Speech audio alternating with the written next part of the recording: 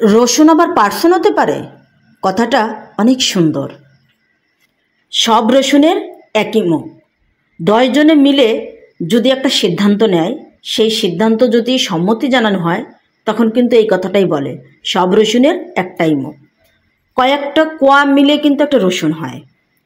এখানে কিন্তু সেই প্রবাদটাই বলা হয়েছে যে সব রসুনের একটাই মুখ। এদিকে দেখুন পেঁয়াজ, ধরি মাছ নাসুই পানি। পেঁয়াজই ভালো, ও একা শাকা পছন্দ করে, ওর একটাই মুখ। আসসালামু আলাইকুম প্রিয় কলিজার ভাই বোনেরা, তোমরা সবাই কেমন আছো? আলহামদুলিল্লাহ, আমি এবং আমার পরিবারের সবাই ভালো আছি।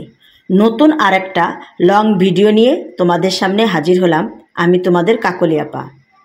বাসায় 2 সপ্তাহ ধরে কোনো বাজার নেই, কাঁচা বাজার শুকনো বাজার কিচ্ছুই নেই। তো মা আর ছেলেতে দেখো চলে আসলাম টুকিটাকি কিছু কেনাকাটি করার জন্য।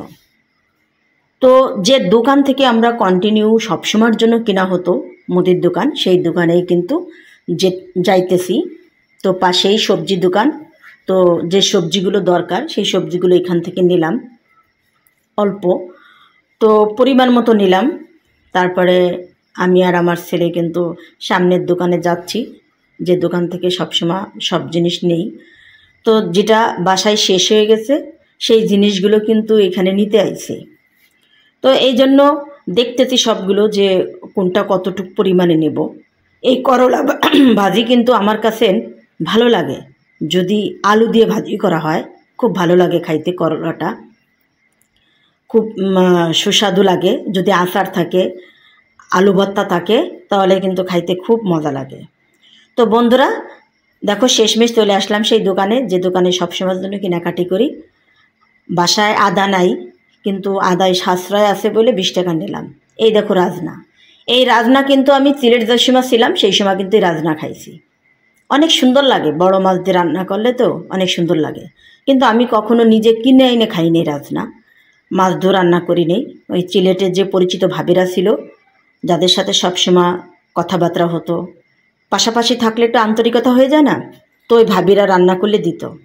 এরপরে দেখো মাছের আড়তে আইছি, দেশি মাছগুলো, দেশি মাগুর, পাশে আছে দেশি কই মাছগুলো। তো মাছগুলো দেখলাম, দেখে ভালো লাগলো। এখন সামর্থ্য অনুযায়ী কিন্তু মাছ কিনতে হবে, যেহেতু দেশি মাছগুলো খাইতে বেশি ভালো লাগে। এই জন্য দেখো তার সাথে এই মাছগুলোর নাম আমি জানি না কি মাছ বলে একে, আর একে তো বলে লাইলন টিকা।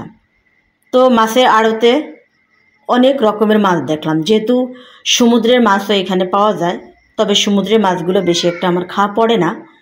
আর একজন দেখে বলতেছে যে ভাবি শুকনো মরিচ নেবেন না? তো আমি বললাম না, বাসায় আছে। সবাইকে ধন্যবাদ।